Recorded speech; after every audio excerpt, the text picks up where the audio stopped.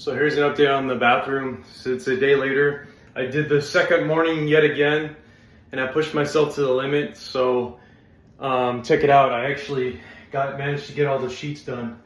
So I actually did fail right here, but it's such a small part failure.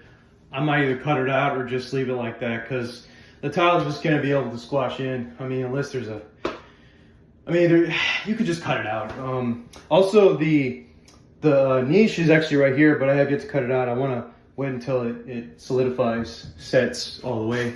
So yeah, this pretty much took the whole bag. I was a little surprised. So I have to go back to Lowe's to get a new all set bag. Although I could get something alternative for about half the price, I still want to stick with all set to be conservative.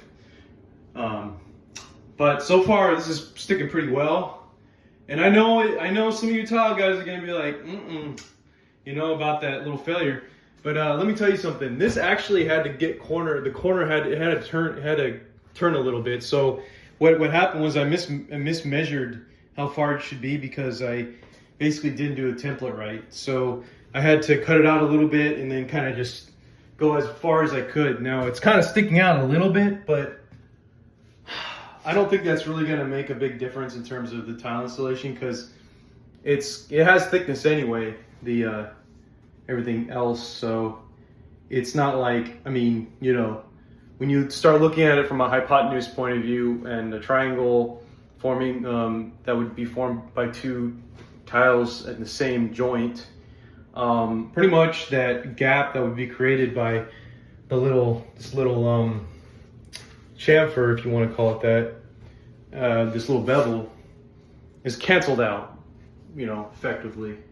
So, you know, you might have a little bit of like a rise where there's too much. I mean, up there it's more ideal, but down here there's more of a gap, a little bit more of a gap. It's tiny bit. You would never even notice. You could work with it. I mean, it's all against the wall. That's the whole. I mean, it's adhered to the wall for the most part. It might just be a little bit lippage there, whatever you want to call it. But yeah, it looks pretty good to me, I think.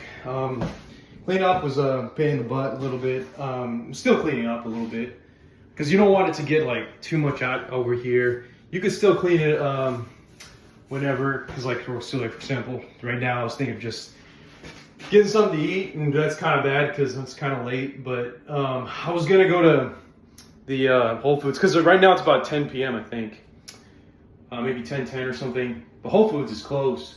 I was gonna get macadamia nuts, nut butter, oil, macadamia nut oil. And what I've been doing is I've been just smothering it in my in wild caught Alaskan pink salmon, just straight from the can, and it's tasted really good. I highly recommend it. It may not seem like it may seem like it tastes bad, but you should try it. You know, it's actually pretty good. Just trying to clean up the ceiling here, because it kind of got on there, and yeah, up here too a little bit. I don't know, man. I don't know what to do about this, because, well, it turns white anyway, so I don't know. Maybe just kind of try to, let's see, get that. It's like caulking in a way, I guess. I'll just try and get that. Okay, I got some on my fingers, whatever. So, thanks for watching. I think I'm gonna either go get something to eat real quick and then head to bed, or just go straight to bed. Have a good day.